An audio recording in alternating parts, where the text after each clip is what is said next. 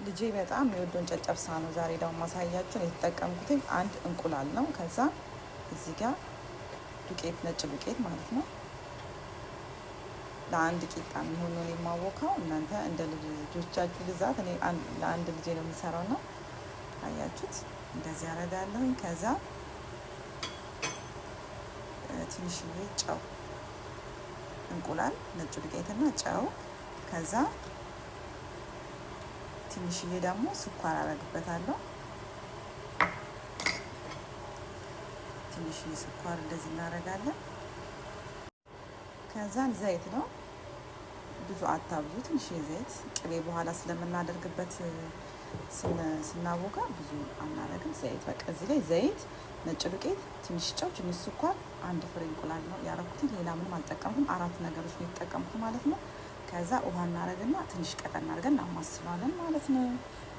ከዛ ውሃ እንደዚህ ታደርጋላችሁ። ቀጠን እንዲል ስለምፈልግ እኔ ውሃ እንዳደርጋለሁ። በደንብ ካቀላቀላችሁት በኋላ እንደዚህ ቀጠን ያለ ነው፣ እንደዚህ ይሆናል። እኔ የምጋገረው በዚህ ምጣድ ነው። በተለይች ምጣድ ካላቻችሁ በእውነት ተደጋግማችሁ ጨጨብሳ እየሰራችሁ ብሉ። ለአዋቂም ለልጆችም በጣም አሪፍ ነው። በተለይ ልጄ በቃ ቁርስ ላይ በጣም ጠቅሞኛል። በጣም አሪፍ ነው። ይህን ይመስላል። እንደምታዩት ክሬም ነው የሚመስለው። መጀመሪያ ምጣዴን እንደዚህ ስስ አረጋታለሁ። ምጣዴን ካሰስኩ በኋላ ወደ መጋገር እንገባለን። በዚህ ምጣድ ነው የሚጋገረው። አሁን ምጣዴ ላይ እንደዚህ አረገዋለሁ። አያችሁት? እንደዚህ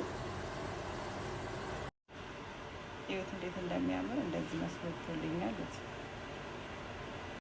በዚህ መልኩ ትቆራርጡታላችሁ። እንደዚህ ተቆራርጣችሁ በኋላ ለመቀላቀል እንዲመቸኝ እኔ እዚህ ላይ የሚያደርጉትን ይኸውላችሁ ቆራርጡ። እናንተ በፈለጋችሁት ማለት ትችላላችሁ። እኔ መልሼ ስለማሸው እዚህ አድርጓለሁ።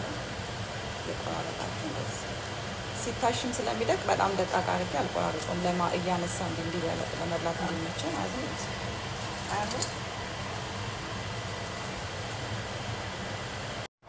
ትንሽ የበርበሬና ትንሽ ቅቤ አድርጌያለሁ እና ማር ነው ትንሽ እንደዚህ ማድረግለት ነው።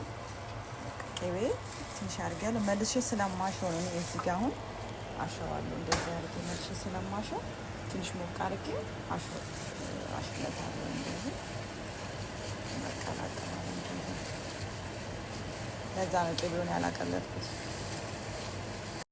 እንደምታዩት ይሄን መስሏል። አይደርቅም፣ ለስላሳ ነው። ስስ ያለ ነው የሚሆነው። ለልጆች ስለሆነ ድርቅ አናደርገውም። ለአዋቂ ቢሆን ድርቅ አደርገዋለሁ፣ ግን ይሄ ለልጅ ስለሆነ እንዲህ ለስለስ ያለ ነው የሚሆነው እና ሞክሩት፣ ትወዱታላችሁ። በጣም አሪፍ ነው።